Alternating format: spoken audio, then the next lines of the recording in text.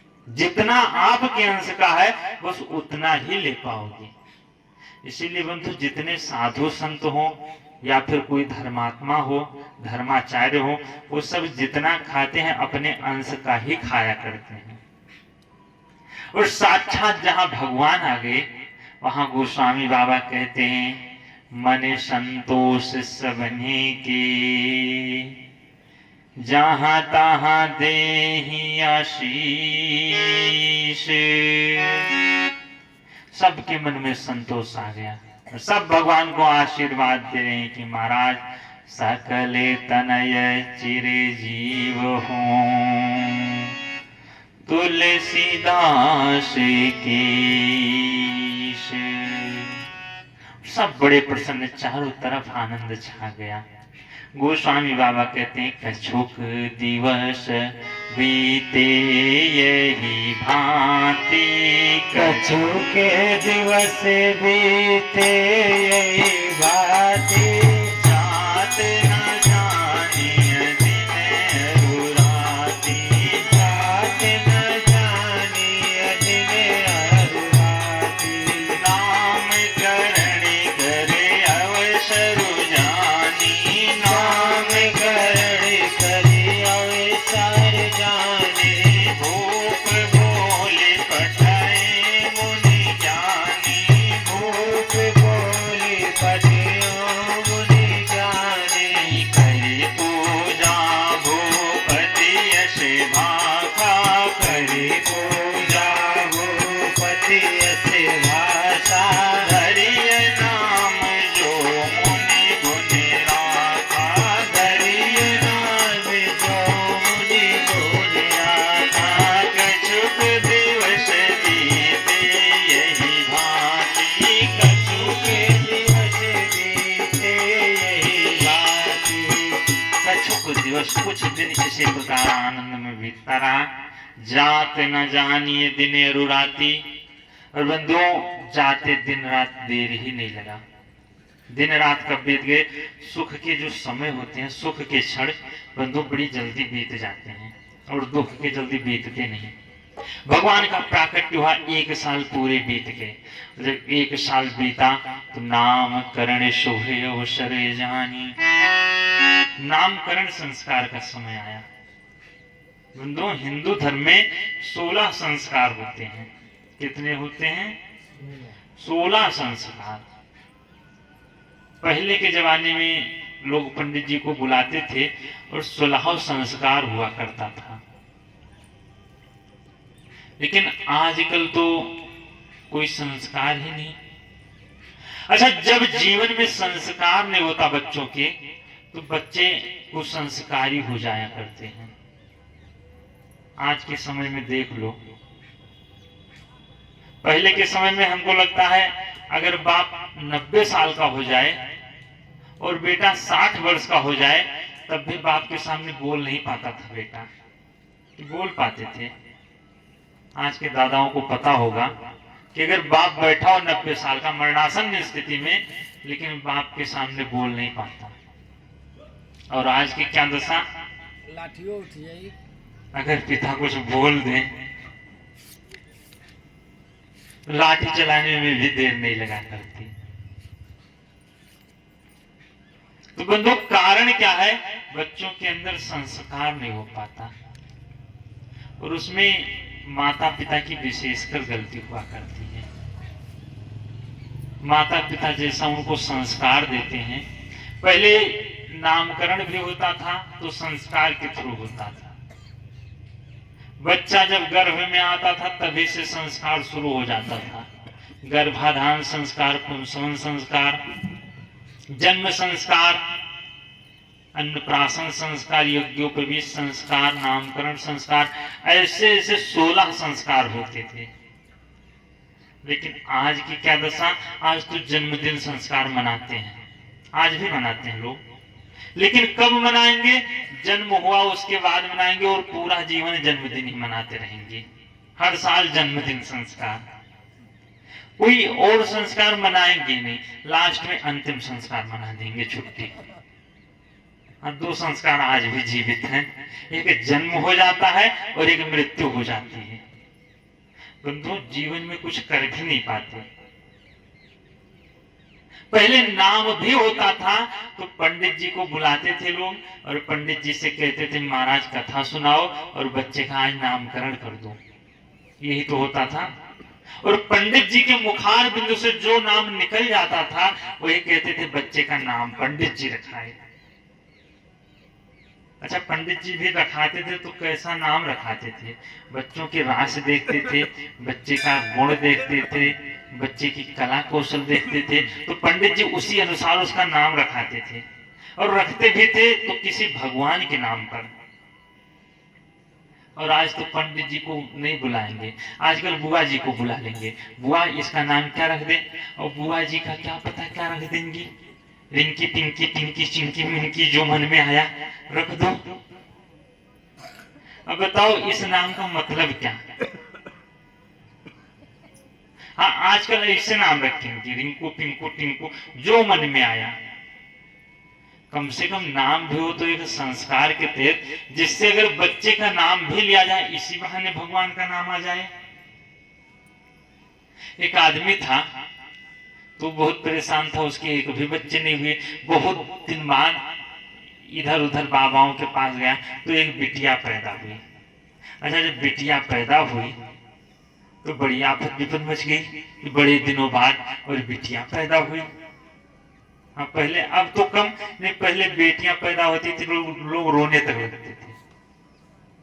अब जब उसकी बिटिया हुई तो उसका नमो रख दे अफतिया। हाँ, आफत विपद लेकर पहुंच गई, अब उसका नमो है अफतिया। बिटिया धीरे धीरे बड़ी हुई। अब जब विवाह के योग्य हो गई, जब विवाह ढूंढने जाए तो लोग पूछे भैया तो अपनी बिटिया का नमो बताओ, तो बेचारा बोले अफतिया। और लोग कहे बाबू विवाह नहीं करेंगे, कौन लाएगा आफत विपत अपने घर में, विवाह न तय हो। बेचारा परेशान, ढूंढते ढूंढते बहुत परेशान। अच्छा, एक जगह पहुंचा तो संयोग से उसकी बिटिया का नाम ही नहीं पूछे। विवाह तय हो गया, विवाह का दिन आया। जब विवाह भी हो गया, जब विदाई होने लगी तो जो लड़के का बाप था पूछा भैया कम से कम बिटिया का नाम तो बता दो, हाँ किस नाम से बुलाएंगे? अब वो बेचारा डर गया, धीरे से बोला है बाबू हमारी बिटिया का नाम अफतिया है। बोला चिंता मत करो, तो बिटियों का नाम अफतिया, हमारे लड़कों का नाम झंझटिया है। तो बंधु आजकल ऐसा ऐसा नाम रखवा देते हैं। भाई इसका क्या मतलब? जिस नाम का मतलब ही ना हो। भागवत में एक कथा आती है अजामिल की, जो कि बहुत बड़ा पापी था, शायद कुछ लोग सुने भी होंगे। अजामिल बहुत बड़ा पापी था, वो अपने बेटे का नाम रखा दिया था नारायण। और जब मरने लगा तो अपने बेटे को बुलाने लगा, बेटा नारायण नारायण। और साक्षात भगवान उठकर चल दिए। लक्ष्मी जी ने कहा अरे प्रभु कहाँ जा रहा? बोले हमारा भक्त मरते समय बुला रहा है। बोली अरे तुमको नहीं, वो तो अपने बेटे को बुला रहा है। भगवान ने कहा किसी को बुला रहा है, नाम तो हमारा ले रहा है। बंधु इसीलिए कहा जाता है महापात की रहा जा मिले, उसे मिला सुरे धाम। नारायण आ गए लिया जब पुत्र का अपने नाम। साक्षात भगवान पहुंच गए पुत्र का नाम लेने से। इसीलिए बंधु कहा जाता है कि नाम भी हो तो कुछ भगवान के नाम पर होना चाहिए। और यहाँ जब नाम करण करे अवसर जानी, दशरथ जी के वशिष्ठ जी को बुलाकर लाए, करी पूजा भूपति शिवाखा। पूजन कियो के महाराज जी धरिय नाम, जो मोने गुने राखा। आप हमारे बच्चे का नाम अपने मन से विचार कर रखिए। वशिष्ठ जी ने कहा महाराज आज तक जिसका नाम हम लेते चले आए उसी के नामकरण का समय हमारे सौभाग्य में आ गया। आज हम उनका नामकरण करने जा रहे हैं। और वशिष्ठ जी कहने लगे महाराज एक नाम नहीं है, इनके नाम अनेक अनूपा, इनके नाम अनेक अनूपा, मैन पे कह विश्वमति अनुरूपा, मैन पे काव्य अनूप समेता, जो आनंद सिंधु सुख राशि, जो आनंद सिंधु सुख राशि, करते त्रैलोक सुपासी, करते त्रैलोक सुपासी, हंसी करते त्रैलोक सुपासी, करते त्रैलोक सुपासी। वशिष्ठ जी ने कहा महाराज इनके नाम अनेक अनूपा, इन बच्चों के अनेकों अनुपम नाम है, एक नहीं है। मैं इन पे कहा सहमति अनुरूपा, मैं अपनी बुद्धि के अनुसार इनका नाम रखूंगा। और भगवान राम को देखे कहने लगे ये जो बड़ा वाला बालक है, जो आनंद सिंधु सुख राशि, जो साक्षात आनंद का सागर और सुख की खान है, जिनका एक कण मात्र पा जाने से तीनों लोग सुखी हो जाते हैं, ऐसे बालक का नाम राम होगा। बोलिए श्री रामचंद्र भगवान की।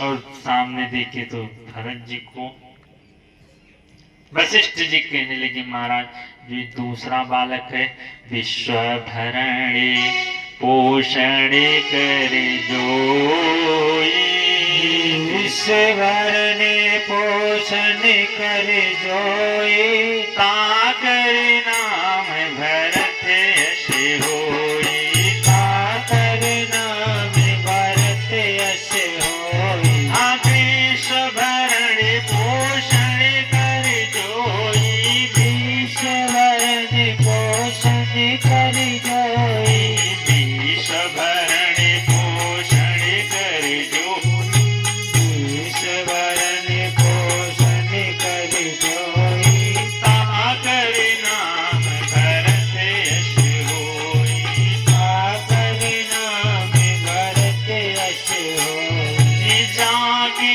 सुमिरन तेरी पुनासा, जाके सुमिरन तेरी पुनासा, नाम शत्रुघ्न वेद प्रकाशा, नाम शत्रुघ्न वेद प्रकाशा, विश्व भरण पोषण कर जोई, विश्वभरने पोषण कर जोई, जो दूसरा बालक विश्व भरण पोषण कर जोई, जो सारे विश्व का भरण पोषण कर रहा है, ऐसे बालक का नाम भरत होगा। बोलिए भरत भैया की। अच्छा बंधु, राम जी का तो ठीक है आनंद के सागर जिनका हम जीवन में, लेकिन भरत को है कि जो विश्व भरण पोषण कर जोई। अच्छा भरत के विश्व भरण पोषण, देखिए विश्व का भरण पोषण किए, अर्थात ये जब राम जी अयोध्या गए थे तो इन्होंने अयोध्या का भरण पोषण किया, लेकिन ये बात सुना और यहाँ कहा गया कि विश्व भरण पोषण जोई। भरण पोषण का मतलब क्या है? अगर किसी का भरण पोषण करना है तो क्या उसको भोजन खिला दो भरण पोषण हो जाएगा? जो से बोलो, देखिए भोजन कुछ लोग भोजन मिल जाए तो भरण पोषण हो जाए, तो जो भोजन होता है। अच्छा एक बात बताओ, गरीब कुटिया पहुंच जाओ और गरीब कुटिया में जाओ, जब वहां से चले हो तो हाथ आ जाए वो, अरे यहाँ से जाओ लेकिन भोजन करके जाओ, और वह गरीब हो जब आप बैठ जाओ तो लेकर था वो लेकर चटनी उठ जाती, बताओ प्रेम से देगा तो अच्छा लगेगा कि बुरा लगेगा? स्वादिष्ट लगेगा कि उसमें भाव का स्वाद आता है। अच्छा कुछ लोग सोचते हैं कि कैसा लगेगा। अरे बताओ अगर बड़े आदमी यहाँ पहुंच जाओ इवनिंग, वो बड़ी बड़ी हो और जब लेकर जाए आप इसी कड़ी में बिठाए सोफा पर बना कर डाइनिंग पर रख दे और आपके सामने छप्पर हो गए, हमें छप्पर बड़ा सुंदर थाली में सजा परोसा कर बैठे, अभी खाली खाली खाली ऐसे कभी देखा है तो वो स्वादिष्ट लगेगा, चटनी उठेगी। तो भरण पोषण हमारा हो तो किसी भोजन से प्रेम से, अर्थात जो भरण पोषण होता है भोजन से कर सकता, प्रेम से ही हो सकता। जो भरत जी हैं ये साक्षात प्रेम होते हैं। गोसाई आते हैं मूर्त अनुवाही भरत है काहे शराय शराय, भरत जी की सराहना करते हैं कि तो राम जी साक्षात प्रेम के होते। और ये देखिए तो शत्रुघ्न जी को कहने लगे जाके सुमन तेरी आशा। जिनका स्मरण करने से शत्रुओं का नाश हो जाए। अरे शत्रुओं का नाश कैसे होगा? उन शत्रुओं का नाश करना है केवल इस ब्रह्म जी का स्मरण करो। जाकी सुमिरन तेरी पुनासा। अच्छा, शत्रु मेरे स्मरण करने से क्या शत्रु का नाश हो जाएगा? जरूर हो जाएगा। कैसे स्मरण करना? आप पूरे रामायण में देख लो, सत्य बोली है, बोले मारा है, कहीं नहीं महात्मा है, हमें सच करे। अच्छा, किसी झगड़ा हो गया तो तुम का स्मरण करो, मौली थे हम मौन जाएंगे, झगड़ा कर देते तो झगड़ा हो सकता है। केवल झगड़ा हो चुप हो जाओ। इसलिए कहें नाम शत्रु है प्रकाशा। लक्ष्य अधिक वशिष्ठ जी केंद्र की बालय लक्ष्य निहार राम पे सकल जगत आधारे उपमेय शीश तेरी आधा जरी मन नाम उतारे। जो शुभ लक्ष्य की धाम है ऐसे बालक का नाम लक्ष्य होगा। बोली लक्ष्मण की भाइयों का नामकरण हुआ। यहाँ कुछ बाल लीला भगवान किए हैं। एक बार माता कौशल्या भगवान स्नान कराई, लेकर श्रृंगार के भगवान पन्ना में सुला दी। पन्ना में सुलाई तो गोस्वामी बात एक बार जननी अनिवार्य, एक बार जननी अनिवार्य, एक बार जननी अनिवार्य, एक बार जननी अनिवार्य, परिमा चलेना उड़ाई, परिवार चलेना उड़ाई, निज भाई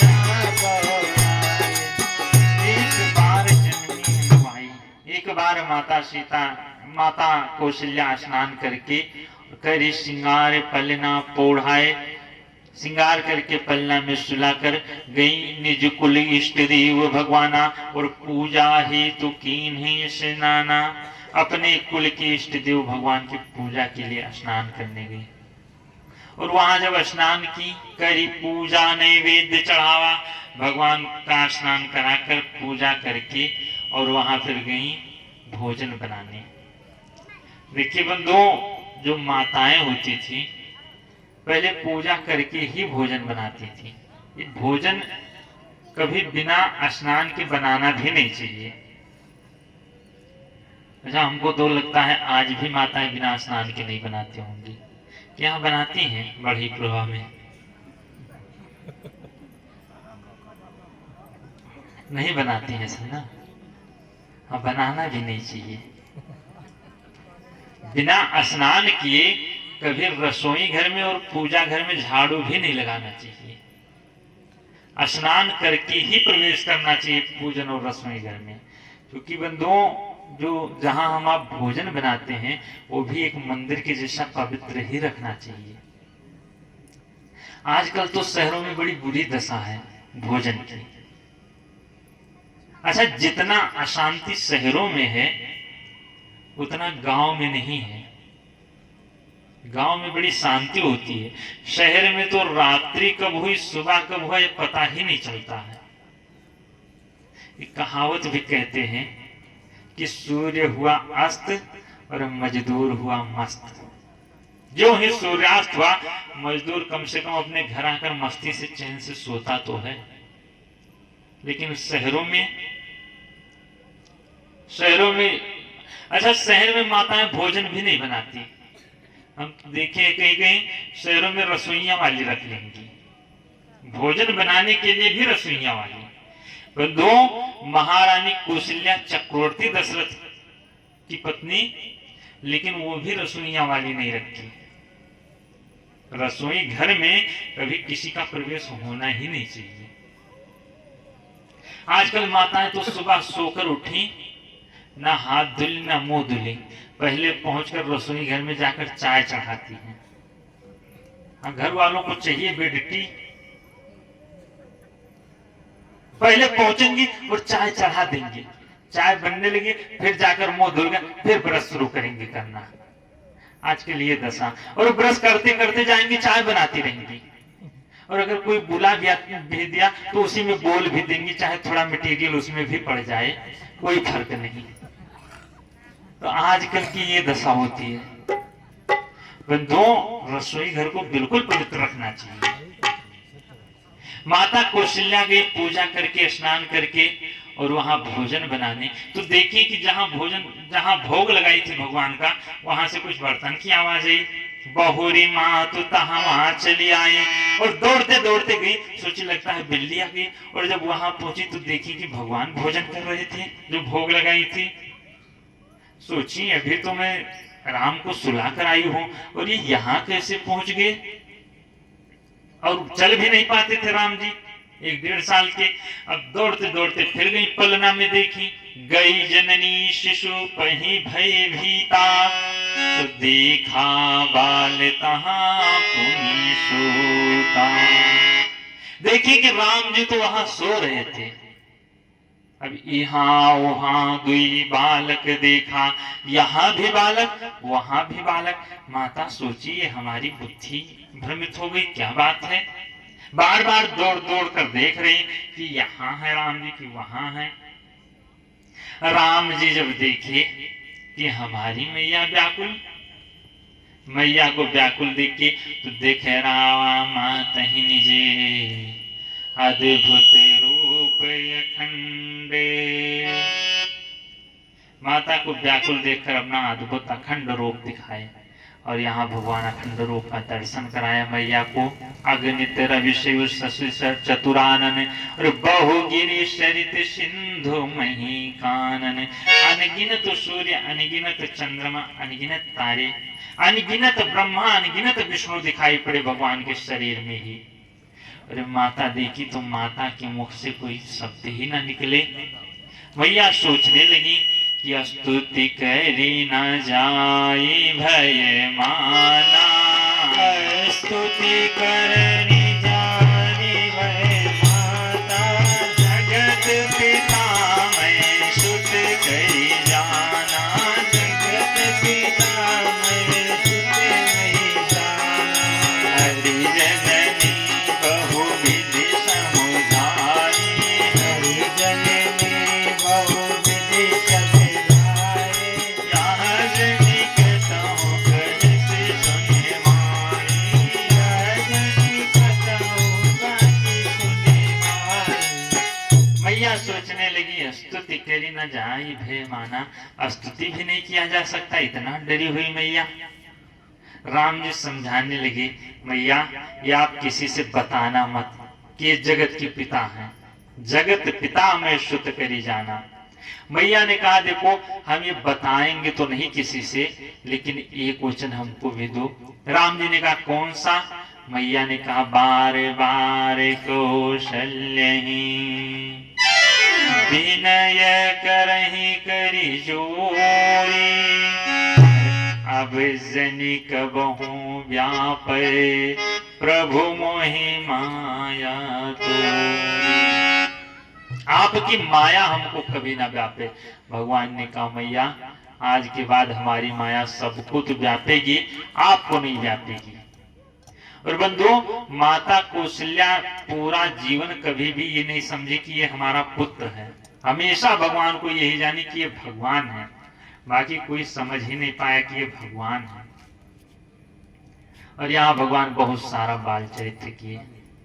एक बार छोटे बच्चे की तरह भगवान चंद्रमा को देखे तो चंद्रमा को मांग रहे हैं। माता कौशल्या से कह रहे भैया वो चंद्रमा हमको ला कर दो। अच्छा छोटा बच्चा कुछ भी मन्नत कर ले, तो ऐसे भगवान भी बाल लीला कर रहे हैं। भगवान लगे रोने, भैया वो हमको ला कर दो, वो ला कर दो। अब चंद्रमा है, मैया कौशल्या खूब समझा रही है, बेटा वो नहीं आ सकता। राम जी ने कहा नहीं नहीं हमको ला कर दो। माता कैकेयी जब देखी कि बालक रो रहा है, राम जी रो रहे हैं, तो माता कैकेयी दौड़ी दौड़ी आई, बेटा क्या चाहिए क्या चाहिए? राम जी ने कहा वही चंद्रमा चाहिए जो चमक रहा है। अरे माता कैकेयी बड़ी बुद्धिमान थी, वो गई एक बड़ा सा वो लेकर आई थाली पीतल की, और उसी में जल भरी। अब वैसे झूठे बच्चे को जैसे माताएं बहकाने के लिए चंद्रमा भी बुलाने लगती हैं, चंदा मामा हरे आओ पहरे आओ, ऐसे माताएं बुलाती हैं। ऐसे ही राम जी के लिए माता कैकेयी भी लगी बुलाने, और तब दिखाई कि वो देखो, जब चंद्रमा की छाया पड़ी उसमें, तो माता कैकेयी ने कहा वो देखो वो आ गए, जाओ उन्हीं के साथ खेलो। अब राम जी दौड़ दौड़ कर उसको पकड़ रहे हैं उसी पानी की में छाया। तो जब पानी हिलता है तो राम जी डर जाया करते हैं। गोस्वामी बाबा कहते हैं, कब हूँ शशि मांगते आरी करें, कब हूँ परिछाही देख डरे। कभी उसको बुलाते हैं और कभी छाया को देख कर डरते हैं। ऐसे ही भगवान कुछ बाल लीला अपने किए, और जब थोड़ा बड़े हुए 7 वर्ष के, भाई कुमार जब सब भ्राता, दीन जनियो गुरु पितु माता। बंधु 7 वर्ष का बालक हो जाता है तो उसकी बाल्यावस्था समाप्त हो जाया करती है, उसके ऊपर टेंशन हो जाया करता है। अब तो लगभग हमको लगता है 4 साल पर टेंशन हो जाता है। जितना बड़ा बच्चा नहीं उससे बड़ा बैग हिला देते हैं, पीठ पर ले जाओ। लेकिन पहले तो लगभग 7-8 साल तक आनंद रहता था। और यहाँ राम जी जब 7 वर्ष के हुए तो गुरु गृह गए पढ़ने रघुराई, अल्प काल विद्या सबे आई। भगवान गुरु जी के यहाँ पढ़ने गए। और बंधुओं, बालक को कभी गुरु को बुलाकर नहीं पढ़ाना चाहिए, हमेशा बालक को भेजना चाहिए कि जाओ गुरु के यहाँ पढ़ लो। अन्यथा गुरु को अगर हम आप बुलाकर पढ़ाएंगे तो बंधुओं शिक्षा तो आ जाएगी बच्चे के अंदर, लेकिन संस्कार नहीं होगा। और आज हम आप यही गलती करते हैं कि गुरु को ही बुला लेते हैं, तो शिक्षा तो मिल जाती है लेकिन संस्कार बच्चों को कभी नहीं मिल पाता। राम जी इतने बड़े बाप के बेटे, लेकिन वो भी गुरु के यहाँ गए पढ़ने। और अब तो सब उल्टी सीधी शिक्षाएं हो गई। नहीं, पहले बंधु गुरुकुल शिक्षा पद्धति जो थी उसमें बड़ी अच्छी शिक्षा दिया जाता था। वेद पुराण की जो शिक्षाएं देते थे गुरु, बड़ा अच्छा। लेकिन वहां जब रहते थे तो 24 घंटे गुरु के ही शरण में रहा करते थे। बच्चे जाते थे, भिक्षा मांग कर लाते थे, गुरु माता उनको पढ़ाती थी, सिखाती थी, लकड़ी लाते, पानी लाते, बड़ा अच्छा संस्कार रहता था। आजकल अगर गुरु के पास भेज भी दो तो बच्चे सेवा करते नहीं, सेवा कराते हैं।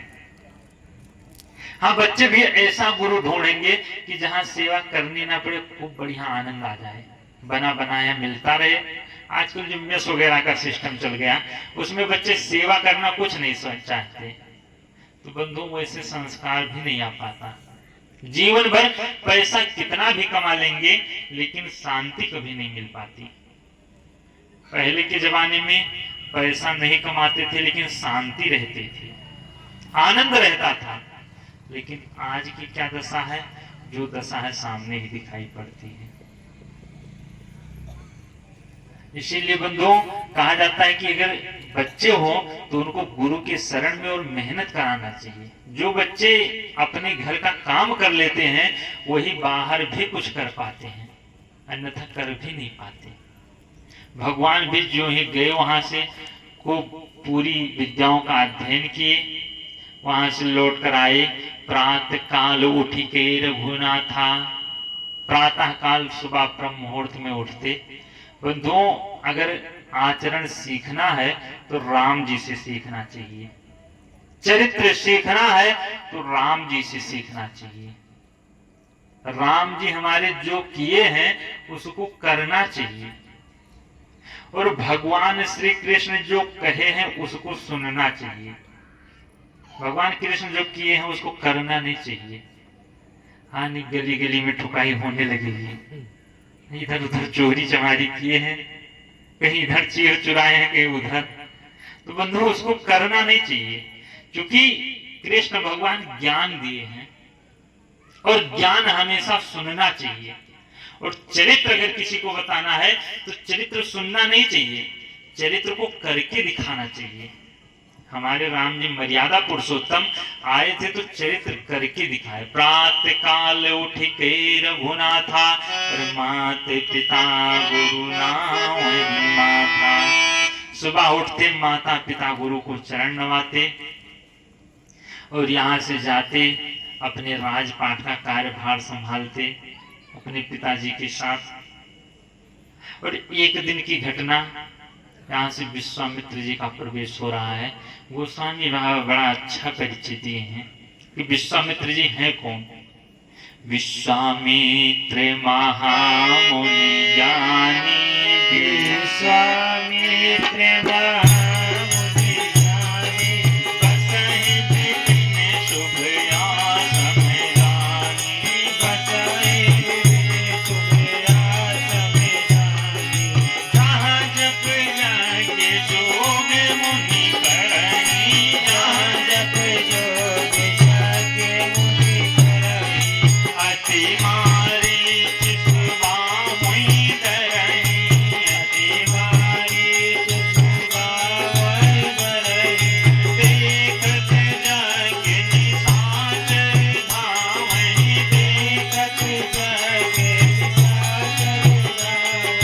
करहि उपद्रव मुनि दुख पावनि। करहि उपद्रव मुनि दुख पावनि।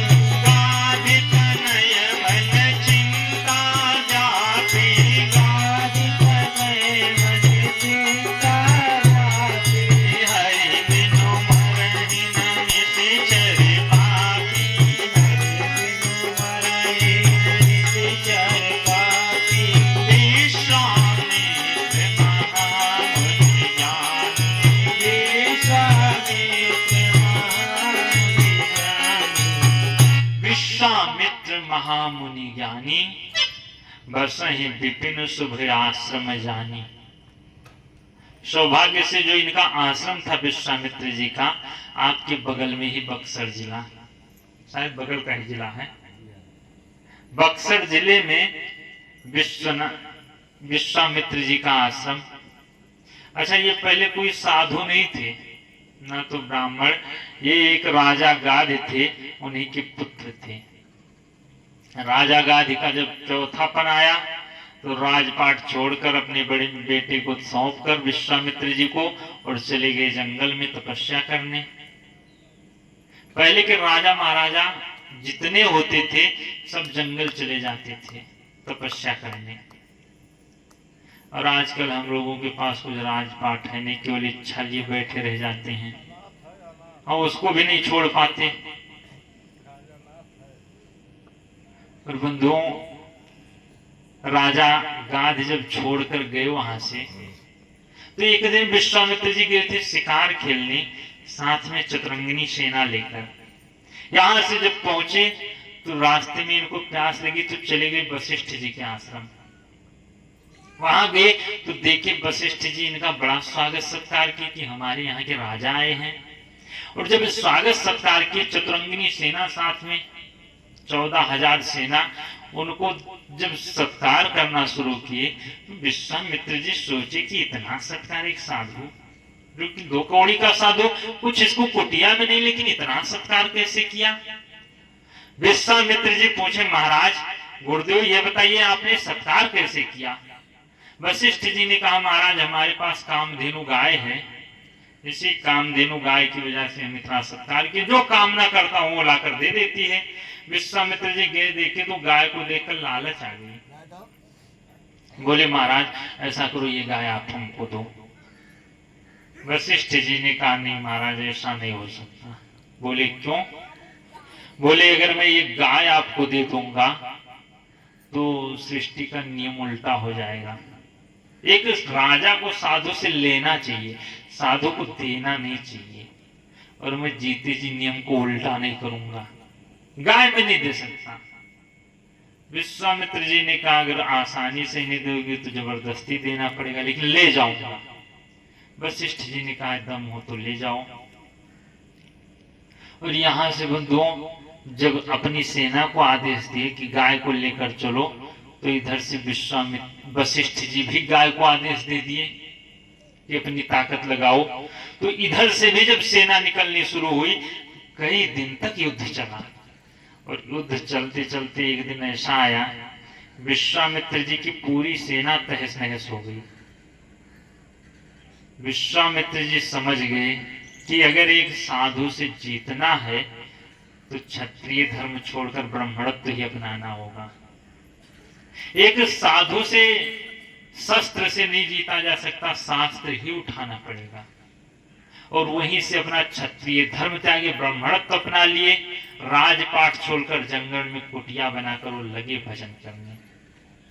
यही बक्सर जिले में भजन करते, जहां जप यज्ञ जोग मुनि करहीं, अति मारीच सुबाहुई डरहीं। मारीच और सुबाहु जैसे राक्षस से बहुत डरा करते थे, क्योंकि ये जो मारीच है ये रावण का मामा है। रावण ने ही इसको लगाया है कि तुम जाओ वहां रखवाली करो जंगल में। ये सब लगभग जंगल ही था।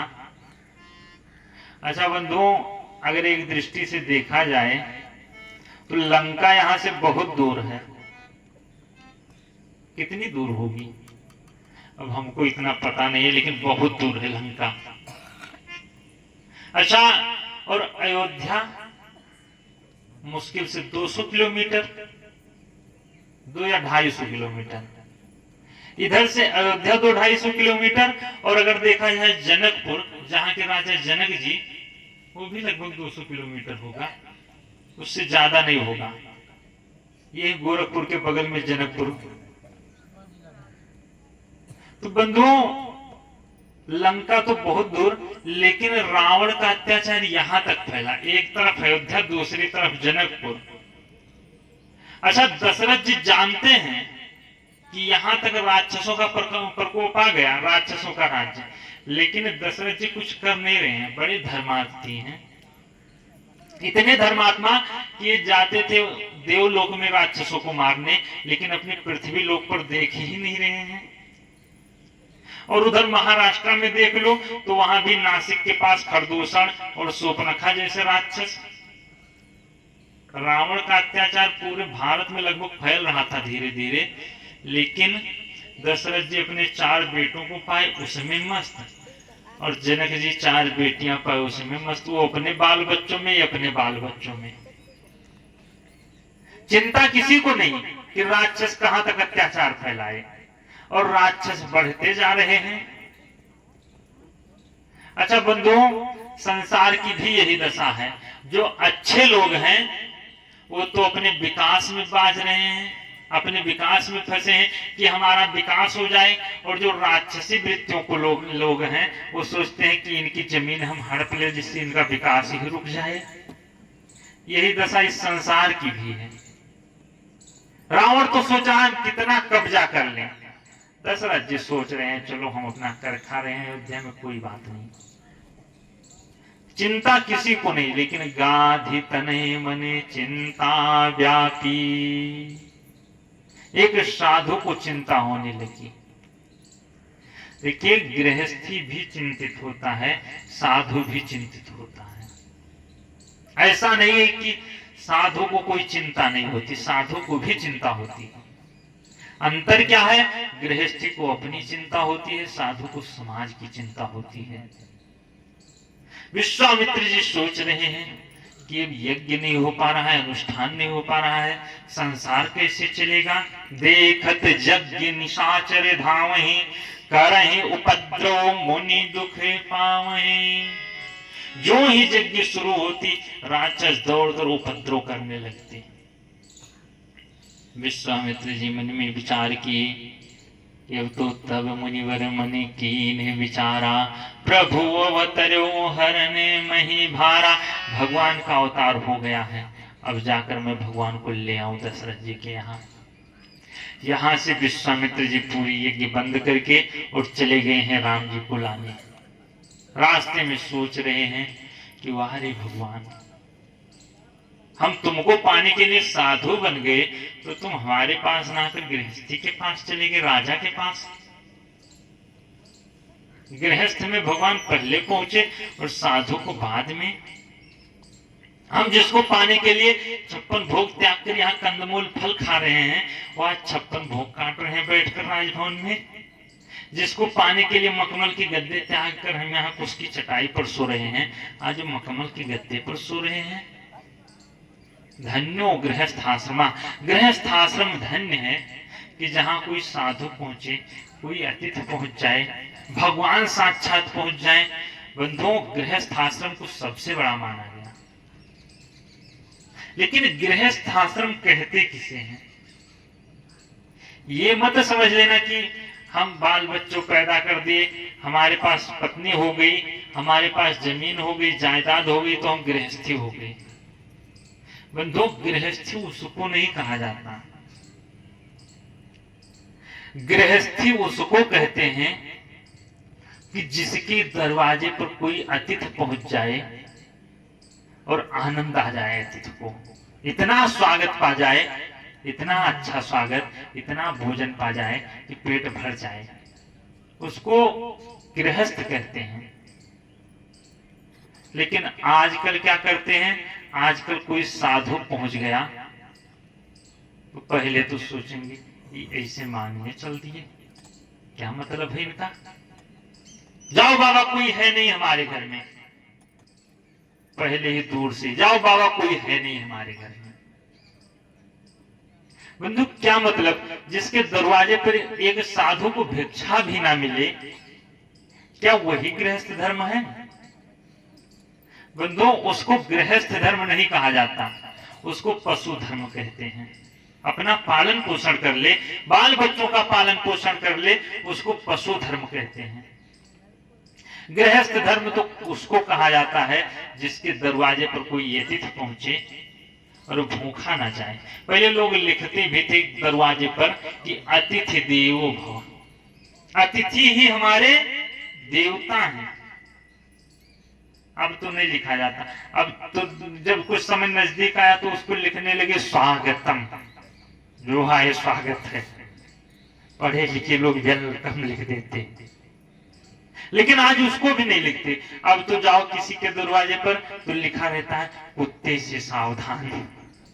हालांकि रहते आदमी ही हैं, लेकिन उनकी प्रवृत्ति कुत्ते जैसी हो गई, इसलिए लिख दिया करते हैं कुत्तों से सावधान।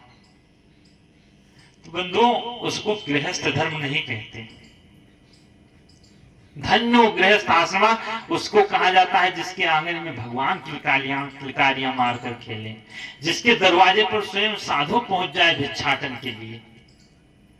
यही सोचते सोचते सोचते सोचते विश्वामित्र जी जा रहे हैं और मन में सोचे कि अगर भगवान हमको राजपाट में नहीं रहने दिए तो भगवान को भी मैं राजपाट में नहीं रहने दूंगा, उनको भी मैं लाकर वहां से जंगल में बसाऊंगा। और अगर भगवान हमारे यहाँ अगर जंगल में हमारा जीवन मंगल कर देंगे तो हम भी उनका विवाह कराकर वहां मंगल कर देंगे, उनका घर बसाकर। और यही सोचकर विश्वामित्र जी पहुंचे। दशरथ जी देखे तो दौड़े दौड़े गए। मुनि नागमन सुना जब राजा, मुनि नागमन सुना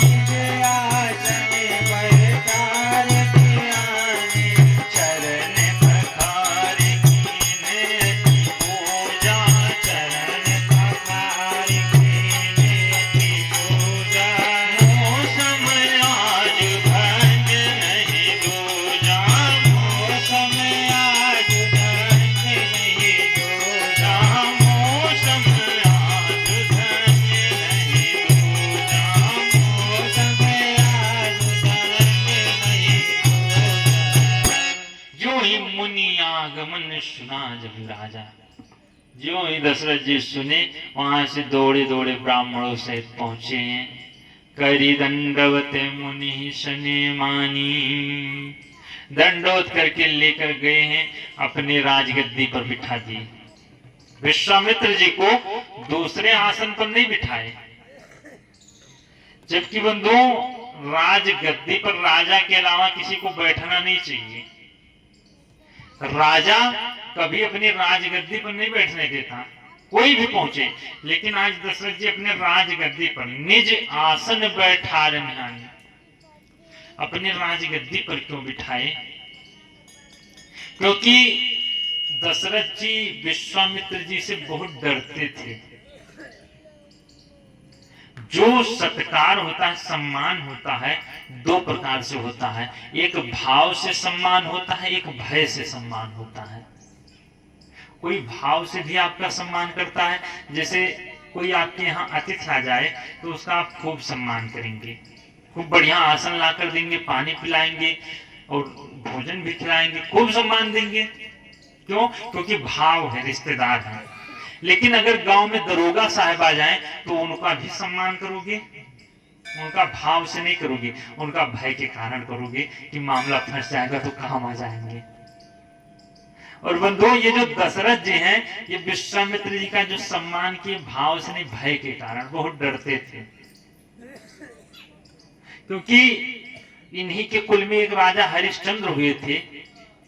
जब राजा हरिश्चंद्र थे तब भी विश्वामित्र जी पहुंच गए थे परीक्षा लेने, और इतनी कठिन परीक्षा लिए थे, राजपाठ लेने के चक्कर में इनको डोम के यहाँ भी बिकुआ दिए थे, केवल राजपाठ लेने के चक्कर में।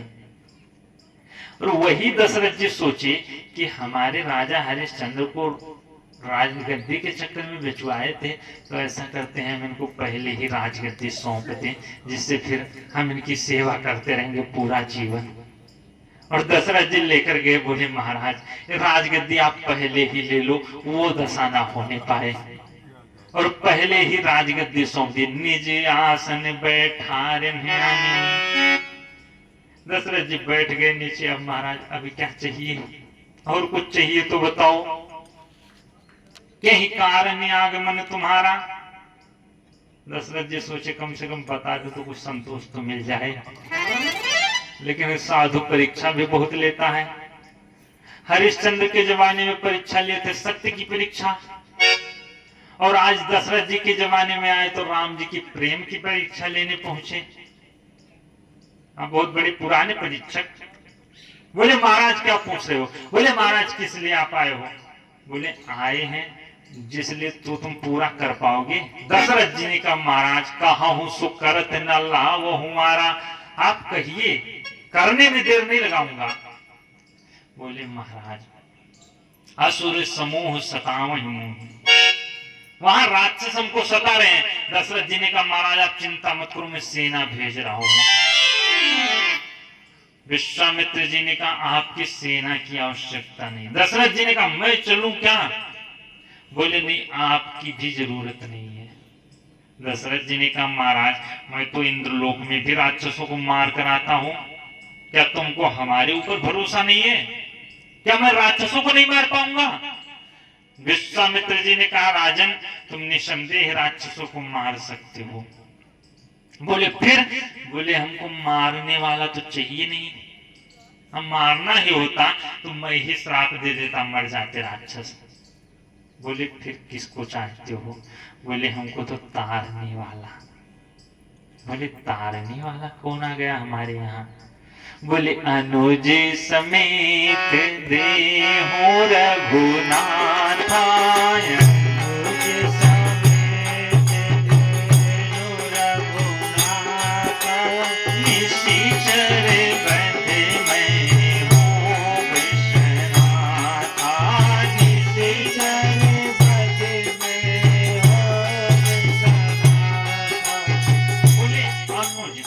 छोटे भाई समेत रघुनाथ जी को दे दो। दशरथ जी ने कहा महाराज दो क्या करोगे? काम तो एक ही है, तो हमारे एक ही बेटे पर्याप्त हैं। जग मोह सखा निशाचर जेते, लक्ष्मण हनई निमिष मोहते ते। जगत में जितने राक्षस जग मोह सखा निशाचर जीते, लक्ष्मण हनई निमिष मोहते थे। एक निमिष में लक्ष्मण जी सारे राक्षसों को मार सकते हैं, तुम दो ले जाकर क्या करोगे? बोले महाराज काम भी दो है। बोले क्या? बोले निशिचरे बधे, राक्षसों का वध। अरे मैं हो सनाथा, मैं सनाथ हो जाऊंगा, अभी अनाथ हूं। बंधुओं, अनाथ कहते किसे हैं? अनाथ दो प्रकार की। पहला, जिसके पास कुछ भी ना हो, सुख संपत्ति घर परिवार कुछ भी ना हो, उसको अनाथ कहते हैं। और दूसरा अनाथ उसको कहते हैं जिसके पास सब कुछ भरा पूरा परिवार हो, खूब धन दौलत हो, खूब परिवार हो, लेकिन वह अपने से बड़ा किसी नाथ को न माने, ना तो विश्वनाथ को माने, ना जगन्नाथ को माने, ना रघुनाथ को माने, किसी नाथ को ना माने। इतना अहंकार आ जाए उसको भी अनाथ ही कहते हैं। और ये विश्वामित्र जी जो थे, ये अपने से बड़ा किसी को मानते नहीं थे, इतने अहंकारी। यहां तक कि ब्रह्मा जी को भी चैलेंज दे दिए थे, नए स्वर्ग की स्थापना कर दी। त्रिशंकु महाराज को साशरीर भेज दिए थे, जाओ स्वर्ग चले जाओ। बेचारे रास्ते में ही लटक गए। हाँ, त्रिशंकु महाराज आज भी रास्ते में लटके हैं। जो लोग कथा सुने होंगे, यहां से जब त्रिशंकु महाराज को रास्ते में भेज दिए तो वहां तपस्या जो ही खत्म हुई, लटक गए। ऊपर से सूर्य का तेज प्रकाश, अब जब वहां से गर्मी लगने लगी तो पसीने से नदी बहना शुरू हुई। त्रिशंकु महाराज कहे, महाराज हमारा उद्धार कब होगा? भगवान ने कहा, जाओ, जो भी इस नदी में स्नान करेगा उसके पुण्य कर्म नष्ट होकर तुमको मिल जाया करेंगे, और जब तुम्हारे पुण्य कर्म बढ़ जाएंगे तो तुम्हारा कल्याण हो जाएगा। जो आज भी बिहार में बह रही है कर्मनाशा नदी। गंगा जी में स्नान करने से पाप कर्म क्षीण होते हैं, लेकिन कर्मनाशा नदी में स्नान करने से पुण्य कर्म क्षीण होते हैं। ये त्रिशंकु महाराज के पसीने की नदी है। और इतने अहंकारी बंधुओं कि दूसरे स्वर्ग की स्थापना किए। वही विश्वामित्र जी कह रहे हैं, महाराज निशिचर बधमय हो सनाथा, आज तक किसी नाथ को नहीं माना, कम से कम रघुनाथ को तो मानने लगूं, दे तो। दशरथ जी ने कहा, महाराज बिल्कुल नहीं हो सकता, आप कुछ और मांगिए। मांगो भूमि धीउ धन कोशा, आप भूमि मांग लीजिए, धन मांग लीजिए, खजाना मांग लीजिए, यहाँ तक कि सारे बसे आज दीऊ सहुरोषा, सब कुछ मैं दे सकता हूँ। हमारा प्राण आप मांग लीजिए, देह प्राण ते प्रिय कछु नाही, लेकिन सो मुनि देव निमिष एक माही। बोले महाराज, तो क्या अपने बेटे को नहीं दे सकते? वो भी तो तुम्हारे प्राण के समान है, बेटे भी, तो बेटे ही दे दो। बोले महाराज, सब सुत मोहि प्राण की नाई, सारे बेटे तो हमारे प्राण के समेत है, तो आप इनको प्राण मांग लो, प्राण स्वरूप दे दूंगा, लेकिन राम देत नहीं बनई गुसाई, राम जी को मत मांगिए, दूसरे बेटे मांग लीजिए। और जो ही विश्वामित्र जी देखे कि ये हमको मना कर रहे हैं, और बंधुओं साधु अगर कुछ मांग ले तो कभी मना नहीं करना चाहिए। और आज साधु विश्वामित्र जी गए मांग रहे हैं और ये मना कर दे रहे हैं दशरथ जी। विश्वामित्र जी उठकर चल दिए। वशिष्ठ जी बैठे हुए थे। वशिष्ठ जी देखे कि आज एक साधु को वापस लौटा रहे हैं। वशिष्ठ जी ने कहा, राजन एक बात बताओ, तुम्हारे एक भी पुत्र नहीं थे? बोले महाराज एक भी नहीं थे। बोले चार चार कैसे हो गए? बोले महाराज मैं आपके पास गया और आप श्रृंगी ऋषि को बुलाई, यज्ञ कराए, यज्ञ भगवान की कृपा से 4 पुत्र हो गए। वशिष्ठ जी ने कहा, जिस यज्ञ नारायण भगवान की कृपा से 4 पुत्र हुए, क्या उसी यज्ञ भगवान की रक्षा के लिए 2 को नहीं दे सकते हो? वशिष्ठ जी जब समझाने लगी तब वशिष्ठ बहुविधि समझावा, नृप संदेह नाश कहूँ पावा। और यहाँ संदेह दूर हुआ। दशरथ जी हाथ पकड़ और बुलाए और कहने लगे, महाराज मेरे प्राणनाथ सुत दो, ये दोनों हमारे प्राण के समान हैं और आप इनको लेकर जाइए। आज से तुम्हारे प्राण ये हो जाएंगे। जैसे मैं मान रहा था ऐसे आज से आप मानिए। तुम मुनि पिता आन नहीं को, आज से तुम ही इनके पिता हो। विश्वामित्र जी लेकर चले हैं। राम जी ने कहा, गुरुदेव अगर आपकी आज्ञा हो तो मैं जाकर माता के चरण स्पर्श कराऊं। विश्वामित्र जी कांप उठे कि महाराज, अरे पिता से मैं छुड़ा कर लाया और माता का प्रेम अगाध वो कहां जाने देंगी। लेकिन अगर मैं बच्चों को माँ के चरण स्पर्श नहीं करने दूंगा तो बच्चों के संस्कार बिगड़ जाएंगे, और संस्कार बिगड़ जाएंगे तो बनी बनाई बात बिगड़ जाएगी। विश्वामित्र जी ने कहा, जाओ तुरंत माँ के चरण स्पर्श करके आओ। अब विश्वामित्र जी तो बाहर खड़े हैं, पता नहीं छोड़े मैया की ना छोड़े। लेकिन जो ही राम लक्ष्मण गए, जननी भवन गए प्रभु चले नाई पद। वहां से गए हैं राम जी और रुके नहीं, तुरंत चले नाई पदशीस। मैया ने नहीं रोका। क्यों नहीं रोकी? क्योंकि मैया को पता था। कल की कथा में शंकर जी बता गए थे, एक बाबा जी आएंगे लेने, विवाह कराएंगे। मैया को याद आ गया, अरे बाबा जी आए हैं लेने, तुरंत जाओ तुरंत, अब तो तुम्हारा काम बन जाएगा। यहां से तुरंत मैया आशीर्वाद देकर और तुरंत राम जी को भेज दी। यहां से विश्वामित्र जी लेकर आए हैं।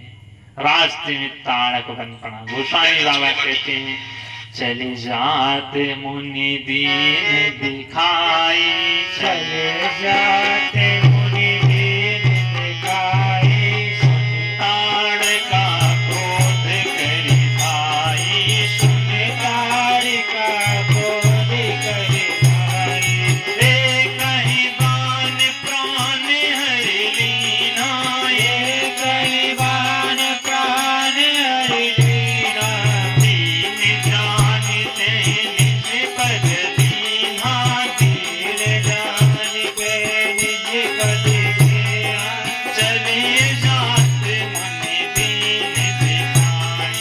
चले जाते मुनि दीन दिखाई। और यहाँ से राम जी को लेकर वहां से ये ताड़ का राक्षसी जो सुनी, भगवान आ रहे हैं, बाबा जी दो को लेकर हमको मारने के लिए आ रहे हैं। जो ही विश्वामित्र और राम जी की बातों को सुनी, वो छिपकर बैठी हुई थी और वहां से सोची लाओ इनको पहले ही निपटा दें। दौड़ी जो ही भगवान को खाने के लिए, सुनी ताड़ का क्रोध करि धाई। जो ही क्रोध करके दौड़ी, भगवान एक ही बाण प्राण हरि लीना, एक ही बाण मारे और जय सिया राम हो गई। बोली श्री रामचंद्र भगवान की जय। और यहाँ ताड़का गई, भगवान गए हैं आश्रम में, और आज भगवान को आश्रम में आराम कर लेने दो, क्योंकि अब कल से राक्षसों को भी मारना है और विवाह में जगना भी पड़ेगा पूरी रात, इसलिए आज आराम कर लेने दो। आगे की कथा हम लोग कल श्रवण करेंगे।